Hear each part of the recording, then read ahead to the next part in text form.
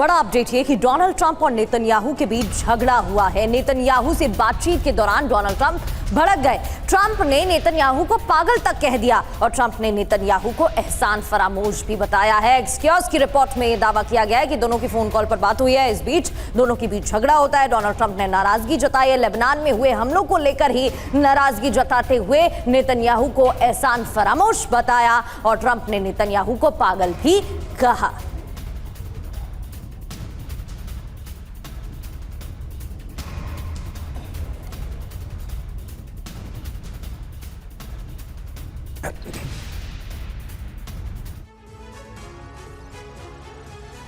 तो देखिए, यह है मौजूदा स्थिति। नेतन्याहू पर डोनाल्ड ट्रंप भड़के हुए हैं। खबर क्या है? ट्रंप नेतन्याहू के बीच कहा सुनी की नौबत आ गई।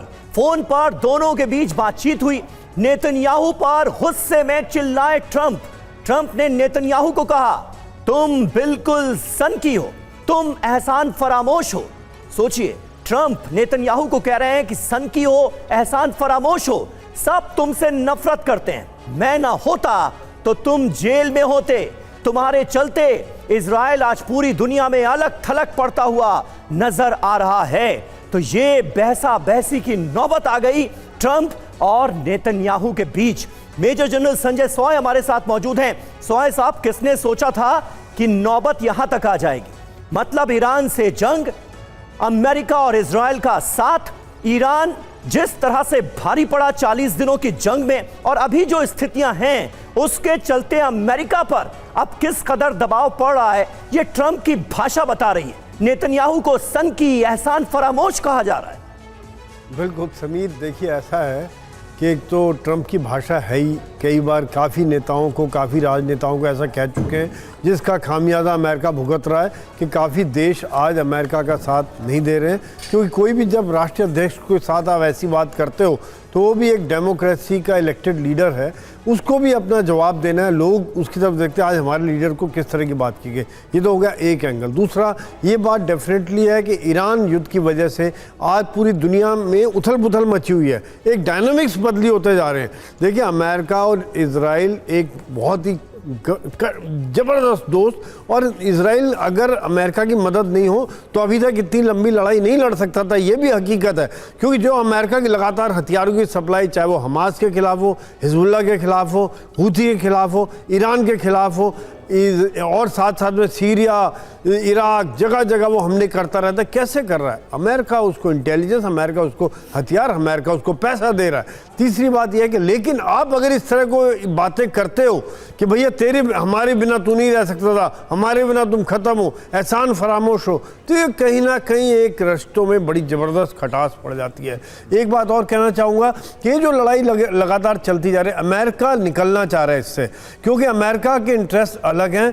इजराइल के उद्देश्य पूरे नहीं हुए। इजराइल की वजह से ही अभी ये जंग चलती जा रही है। लगातार हिजबुल्लाह के ऊपर हमले का वजह भी एक कारण है कि आज जो शांति नहीं हो पा रही। ईरान की एक डिमांड ये भी है कि आप हिजबुल्लाह के ऊपर हमले बंद करिए, उनको बातचीत में शामिल करिए। एक लास्ट बात मैं कहना चाहूँगा, आप देखिए कि ईरान क्यों नहीं हमला कर रहा है इजराइल के ऊपर। ये भी मैं कई बार सोचता हूँ कि वो हिजबुल्लाह पे हमले कर रहा है। हिजबुल्लाह ईरान के साथ खड़ा होता है, लड़ाई लड़ता है, लेकिन आज जब हिजबुल्लाह पे हमले हो रहे हैं तो ईरान खाली सीज फायर की बात कर रहा है और संधि की बात नहीं कर रहा, संधि की एक शर्त रखा। तो कई मसले हैं, लेकिन डेफिनेटली ट्रंप की जो लैंग्वेज है वो हेड ऑफ स्टेट के हिसाब से एक इसको डिप्लोमेटिकली बेहतर भाषा में कहा जा सकता था। बिल्कुल बिल्कुल सर, और इससे साफ तौर पर प्रेशर भी डोनाल्ड ट्रंप पर बनता नजर आ रहा है। मनीष हमारे सहयोगी भी हमें ज्वाइन कर चुके हैं।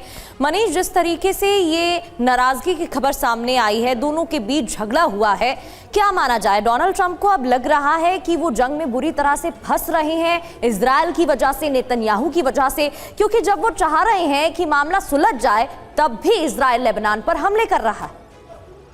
बिल्कुल, देखिए जनरल सोई ने बहुत सारी बातों को इसमें बताया है। मैं कुछ चीजें इसमें ऐड करूं। मुझे लगता है कि वो हिंदी में कहावत है ना कि खिसियानी बिल्ली खम्मा नोचे, तो ट्रंप भी बहुत फ्रस्ट्रेट हो गए हैं। फ्रस्ट्रेट इस मामले में कि ईरान के साथ उनकी डील हो नहीं रही है, ईरान उनके पेशेंस की परीक्षा ले रहा है, और जब ईरान की तरफ से ये कहा गया कि देखिए लेबनान पर इजराइल का अटैक हो रहा है तो हम आपसे बात ही नहीं करेंगे, तो वो सारा गुस्सा जो है वो उस पर निकला है नेतन्याहू पर निकल रहा है कि तुम पागल हो, तुम सनकी हो, तुम्हारी वजह से ये हो रहा है, देखो तुम्हारी वजह से ईरान बात नहीं कर रहा है या कोई बात नहीं कर रहा है वगैरह वगैरह। लेकिन मैं ये सोचता हूं कि क्या मान लीजिए कि इजराइल ने अभी कार्रवाई अपनी लेबनान में रोक दी, तो गारंटी है कि ईरान ट्रंप के साथ डील कर देगा? नहीं करेगा, क्योंकि मुद्दा लेबनान नहीं है। ट्रंप शायद भटक रहे हैं, मुद्दा ईरान के साथ डील में ईरान की शर्तें हैं, और ईरान की शर्तें हैं कि क्या ईरान अपने न्यूक्लियर प्रोग्राम को बंद करेगा, मिसाइल प्रोग्राम को बंद करेगा, और एक जो नई शर्त है हॉर्मुज स्ट्रेट पर किसका कंट्रोल होगा। इन 3 बेसिक मुद्दों को एड्रेस किए बगैर ट्रंप चाहे दुनिया में जिसको भी गाली गलौज कर दे, वैसे भी ये कोई नई बात नहीं है कि ट्रंप किसको गाली गलौज कर रहा है। हाँ, रही बात कौन कितना एहसान फरामोश है, तो एक डेविल्स एडवोकेट के तौर पर मैं ये बात रखूं कि जिस वक्त ट्रंप प्रेसिडेंट का इलेक्शन लड़ रहे थे इस बार चुनाव में, तो नेतन्याहू अकेले ऐसे नेता थे कि वो उनसे मिलने के लिए गए, उनको अपना सपोर्ट दिया, जबकि उस वक्त बाइडेन प्रेसिडेंट थे। तो आप ये सोचिए कि उस हिसाब से तो ट्रंप एहसान फरामोश हैं। और जो तीसरी बात है कि ये मसला ट्रंप और नेतन्याहू का नहीं है, ये मसला अमेरिका और इजराइल का है, और उसका ईरान के साथ डील करना है, उस ईरान के साथ जो नेगोशिएशन में सालों तक लगा सकता है। ठीक बात है। असल मसला तो डोनाल्ड ट्रंप को, अमेरिका को ईरान से सुलझाना है। लेबनान पर जो हमले हो रहे हैं वो तो इस जंग का एक तरह से बाय प्रोडक्ट ही कहा जा सकता है।